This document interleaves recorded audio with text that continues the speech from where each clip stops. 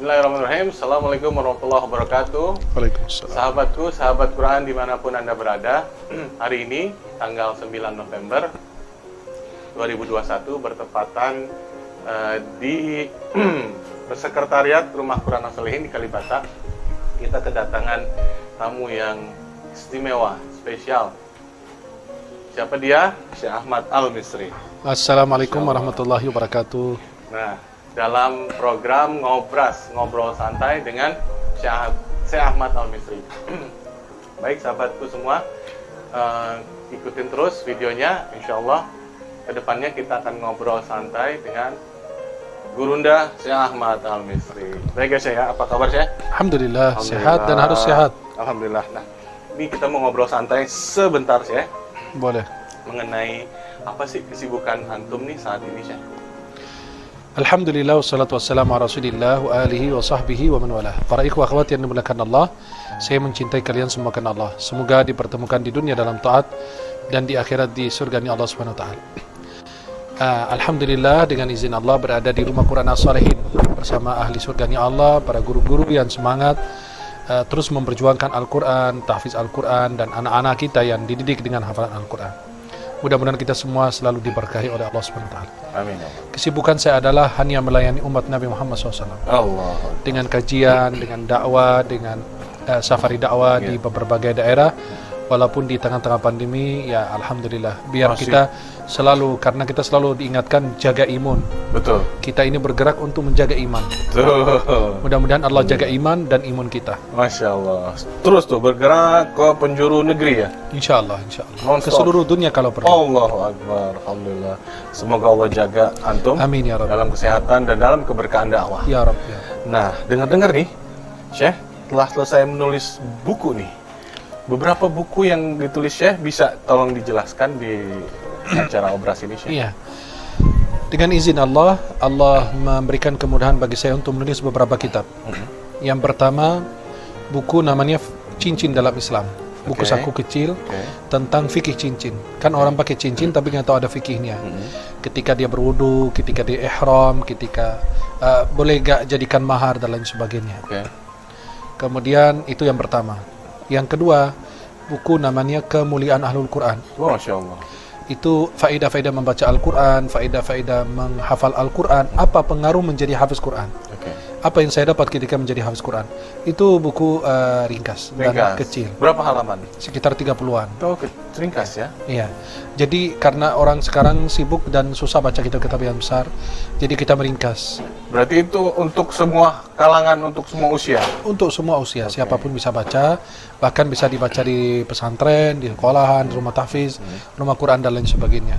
Kemudian buku berikutnya adalah buku menghadiahkan pahala Al-Quran atau bacaan Al-Quran kepada si mayat menurut 4 mazhab. Oh, menurut 4 mazhab. Ya, jadi menurut mazhab Syafi'i, Hanafi, Hambali, Maliki, biasanya selepas sholat fardu atau sholat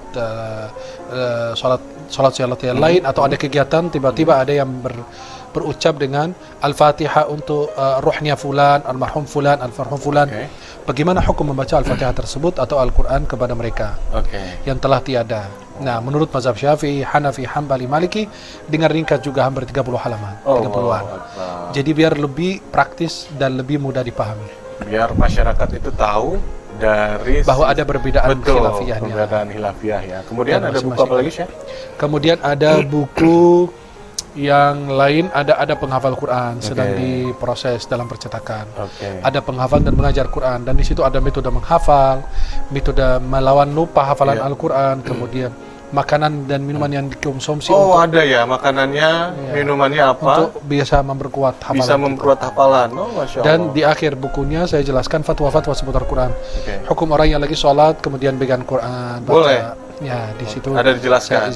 Kemudian wanita yang sedang haid, kan anak-anak perempuan itu kadang-kadang yang sudah haid, sudah balik, kadang-kadang mau baca Quran kan lagi halangan, gimana boleh nggak? Atau gurunya juga perempuan kan demikian.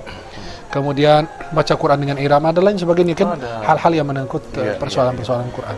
Nah, kalau nulis buku itu kapan itu? Sementara antum sibuk keliling dakwah, mungkin ada spesial waktu yang dikhususkan? sebenarnya nggak ada waktu dikhususkan. Hanya jika tidak ada kegiatan fokus. Maka dalam 3 hari, 4 hari bisa menulis 2 buku, 1 buku. Jadi tergantung. Kalau lagi tidak ada kegiatan, daripada saya ngapa-ngapain gitu kan, duduk ke santai aja kayak di pantai, maka ahsannya nulis buku. Di awal pandemi juga nulis beberapa buku. Kenapa? Karena ya kita nggak bisa kegiatan kemana-mana. Jadi berusaha memanfaatkannya. Nah, buku yang terakhir nih, apa yang sedang antum tulis? Ini buku ada di sama saya nih. Oh, alhamdulillah. Namanya Berobat dengan Ruqyah. Masya Allah. Ya. Alhamdulillah. Dan di sini ada ilmu dan praktik semua. Ilmu dan praktik. Ya, ini kalau disebut istilah umum kita panduan ruqyah syar'iyyah. Masya Allah. Di sini ringkas dan mudah diikuti. Artinya berkaitan dengan masalah-masalah jin, kehidupan mereka, makanan mereka, jenis kelamin mereka, kemudian apakah mereka menikah apa tidak, punya keturunan ada jelaskan di situ. Semua. Lengkap. Artinya pencatatan sipil ada di sini. Masya Allah. Akte kelahiran mereka ada di sini. Tapi akte wafat juga ada. Ada juga. Kapan mereka meninggalnya, berapa lama mereka. Nah, tapi di situ dijelaskan secara ringkas. Secara ringkas berdasarkan dalil dari Quran. Bagaimana meruqyah rumah? Oh, ada juga. Bagaimana meruqyah anak yang sering nangis? Ada juga. Kan anak antum udah berapa, masya Allah? Alhamdulillah ada 3. Baru 3, masya Allah, tabarakallah. Nanti kalau antum punya anak yang keempat, kelima, keenam, pasti ada atau yang ke-10. Amin. Aminkan teman-teman ya, jangan lupa. Jadi insya Allah anak antum yang ke-10 atau yang ke-11 bawel, malam hari nggak tidur. Ada caranya itu. Iya, maka seorang ibu-ibu kalau suaminya lagi di luar, terus anaknya nangis terus diruqyah. Tapi kalau suaminya nangis kita nggak bisa ruqyah. Iya, benar. Ya.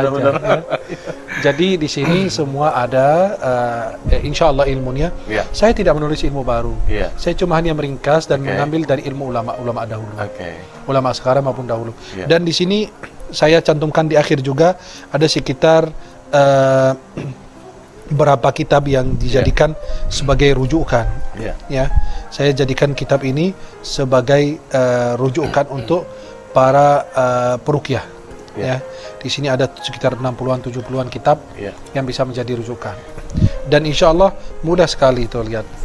Mudah sekali membuka belitan sihir, masya Allah. Semua ada kok. Wah, sahabatku perlu ini beli buku ini, penting sekali untuk panduan dan pedoman kita agar bisa meruqyah diri sendiri ya, kurang lebih ya. Betul sekali. Nah, ini kan buku baru nih, Syekh. Kira-kira kapan nih mau launching buku barunya ini? Insya Allah pada tanggal 19.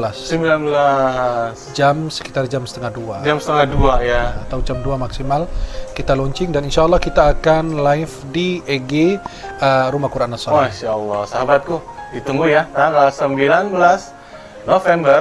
Hari Jumat. Jumat berkah. Hari mulia. Insya Allah kita akan launching buku yang Syekh pegang ini. Berobat dengan ruqyah, ilmu, dan praktik. Masya Allah. Pada Jumat sekitar jam setengah 2-an ya, Syekh ya? Ya, jam 2 lagi. Jam 2 lah ya. Insya Allah kita live di IG dan Facebook, juga YouTube Rumah Quran As-Shalihin. Nah, terakhir nih, Syekh. Tolong Syekh nasihati kami, Syekh. Ya, nasihati sahabat Quran yang berada dimanapun di seluruh penjuru negeri, Syekh. Ya. Nasihat saya untuk kita semua dan untuk saya khususnya, jangan sampai rumah kita kosong dari beberapa kitab berikut ini. Pertama, kitabullah, Al-Quran. Yang kedua, dari hadis Rasulullah. Kalau kita cinta Nabi Muhammad, kita buktikan dengan memiliki buku hadisnya. Betul. Minimal Riyadhus Shalihin Imam Nawawi. Betul. Dan kita perlu juga tentang kehidupan Nabi. Betul. Adalah kitab Ar-Rahiq Al-Maktum, Sirah Nabawiyah. Sirah. Sudah diterjemahkan bahasa Indonesia. Banyak banget. Kemudian ada buku lagi, kalau lebih rindu Nabi, ingin mimpi Nabi, biar mengenal ciri-ciri Nabi, fisiknya Nabi, postur tubuhnya, baca kitab Asy-Syama'il Muhammadiyah. Ada ya. Karangan Imam Abu Isa Tirmidzi. Diterjemahkan juga dalam bahasa Indonesia. Jadi, insya Allah rumah kita lengkap dengan juga memiliki kitab seperti ini. Kita beruqyah, berobat dengan ruqyah, bisa kita membentengi diri kita dari gangguan jin dan lain sebagainya, membentengi keluarga, rumah, dan hal-hal yang lain. Dan insya Allah kita jangan jauh dari Al-Quran. Al-Quran itu mulia. Siapapun mendekat dengannya jadi mulia. Diturunkan kepada Jibril, diturunkan melalui Jibril, menjadi malaikat yang mulia. Kepada Nabi Muhammad jadi Nabi yang mulia. Di bulan Ramadan jadi bulan yang mulia. Di Lailatul Qadar jadi malam yang mulia. ke umat Nabi Muhammad, maka menjadi umat yang paling mulia. Siapapun yang dekat dengan Al-Quran akan menjadi orang mulia, insya Allah. Betul, insya Allah.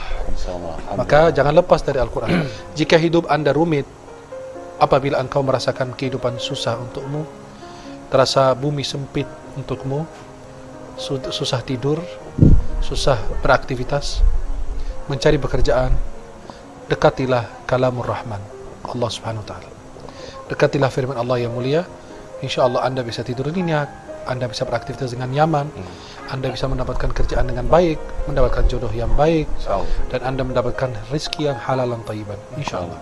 Wallahu a'lam bishawab. Terakhir Syekh, minta tolong doakan para donatur di Rumah Quran As-Sholihin yang sudah dari awal kita berdiri dari tahun 2013 itu dengan istiqomah dan dengan ikhlas membantu kita di sini, membantu para penghafal Quran Syekh.